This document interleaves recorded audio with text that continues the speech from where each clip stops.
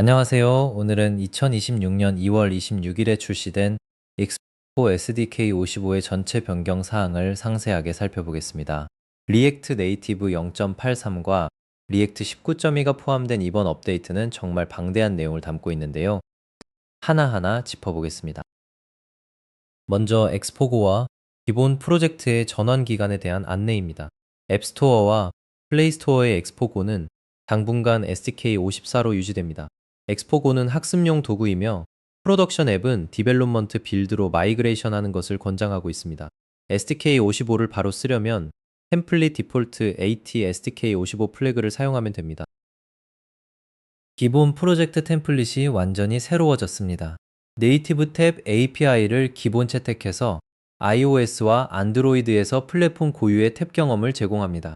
디자인도 새로워졌고 코드 구조도 src 풀폴더 기반으로 변경되어 설정 파일과 소스 코드가 깔끔하게 분리됩니다. 매우 중요한 변화입니다. 레거시 아키텍처 지원이 완전히 중단되었습니다. SDK 54가 마지막이었고 SDK 55부터는 뉴 아키텍처만 사용 가능합니다. 앱JSON에서 뉴 아치 인네이버드 설정도 제거되었으니 아직 마이그레이션하지 않으신 분들은 반드시 가이드를 참고해 주세요. 헤르메스 엔진이 드디어 버전 1으로 업그레이드 가능해졌습니다. 다양한 시나리오에서 의미 있는 성능 향상을 보여주고 있고 ESU 클래스, 컨스트렛, 어싱크 어웨이트 같은 최신 자바스크립트 기능도 잘 지원합니다. 다만 리액트 네이티브를 소스에서 빌드해야 해서 빌드 시간이 상당히 늘어나는 점은 주의하세요. 안드로이드 모노레포 프로젝트에서는 아직 권장하지 않습니다. 업데이트 다운로드 크기를 획기적으로 줄여주는 기능이 추가되었습니다. 헤르메스 바이트 코드 디핑은 전체 바이트 코드 파일 대신 바이너리 패치만 다운로드하는 최적화입니다. 이를 통해 다운로드 시간이 약 75% 감소하고 업데이트 적용률도 높아집니다. SDK 55에서는 옵트인이고 SDK 56부터 기본 활성화됩니다. AI 도구가 크게 확장되었습니다. 먼저 MCP 쪽에서는 엑스포 모듈의 플러그인과 명령어가 MCP 서버에 자동으로 설치됩니다. EAS 쿼리도 가능해져서 가장 최근 빌드가 왜 실패했는지 물어볼 수 있고 테스트 플라이트 크래시 리포트도 분석할 수 있습니다. 엑스포 셀 스킬치 저장소에는 엑스포 팀이 만든 공식 AI 에이전트 스킬이 제공됩니다. 클로드 코드와 오프스 모델에 최적화되어 있고 빌드, 배포, 디버깅을 도와줍니다. 특히 SDK 55 업그레이드를 위한 전용 스킬도 있으니 꼭 활용해 보세요. 브라운필드, 즉 기존 네이티브 앱에 엑스포를 추가하는 방식도 크게 개선되었습니다. 새로운 익스포 브라운필드 패키지가 두 가지 접근 방식을 제공합니다. 인테그레이티드는 기존 네이티브 프로젝트 안에서 리액트 네이티브 코드를 작성하는 방식이고 아이솔레이티드는 리액트 네이티브 앱을 AAR이나 XCF 프레임워크로 패키징해서 Node.js 없이도 사용할 수 있게 합니다. 엑스포 라우터에 네이티브 기능이 대폭 추가되었습니다. 새로운 컬러스 API로 안드로이드의 머티리얼 3 다이나믹 스타일과 iOS의 어댑티브 컬러를 쉽게 적용할 수 있습니다. 애플 줌 트랜지션은 iOS에서 인터랙티브한 공유 요소 전환을 네이티브 제스처로 제공합니다. 스택 툴러 API는 iOS 앱에서 하단 메뉴와 액션을 만들 수 있는 UI 툴바 접근을 제공합니다. 그리고 오랫동안 기다려왔던 스플릿 뷰가 실험적으로 지원됩니다. 네이티브 탭 레이아웃의 세이프 에어리어 처리도 자동으로 되고 폼 시트는 iOS 26에서 리퀴드 글래스 디자인을 자동 적용합니다. 엑스포 UI도 대규모 업데이트를 받았습니다. 2026년 중반 안정 버전 출시를 목표로 하고 있고요. jetpack 컴포즈가 알파에서 베타로 승격되었습니다. 함수형 DSL 패턴으로 전환되어 뷰 정의가 훨씬 간결해졌고 카드, 레이지 컬럼, 모덜 바텀 시트 등 많은 머티리얼 3 컴포넌트가 추가되었습니다. 스위프트 UI 쪽도 API가 스위프트 UI 컨벤션에 맞게 전면 개편되었습니다. 데이트 타임 피커가 데이트 피커로, 스위치가 토글로, 펄큘러 프로그레스가 프로그레스 뷰로 이름이 변경되었고요. 컨퍼메이션 다이얼로그, 스크롤 뷰 같은 새 컴포넌트와 마크다운 지원도 추가되었습니다. 커스텀 스위프트 UI 뷰와 모디파이어도 만들 수 있게 확장성이 크게 좋아졌습니다. iOS 홈스크린 위젯과 라이브 액티비티를 네이티브 코드 없이 만들 수 있는 엑스포 위젯과 알파로 출시되었습니다. 엑스포 UI 컴포넌트를 사용해서 레이아웃을 구성하고 위젯 타임라인 관리와 라이브 액티비티 제어가 가능합니다. 엑스포 블러가 안드로이드에서 드디어 안정화되었습니다.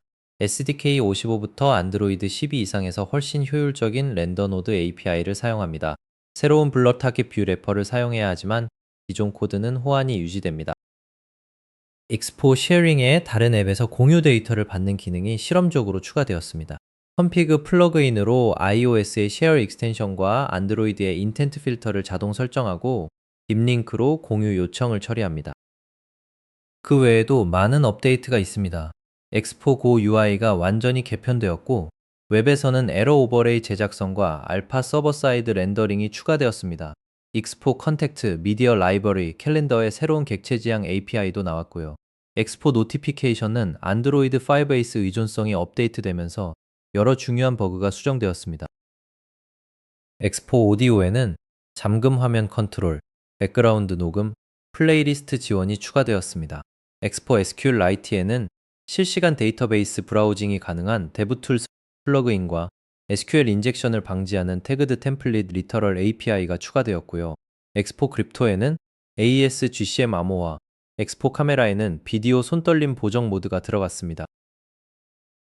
엑스포 비디오에는 스크러빙 성능 개선과 안드로이드 PIP 리팩토링이 적용되었고 엑스포 이미지는 iOS에서 HDR 이미지와 SF 심볼스 렌더링을 지원합니다.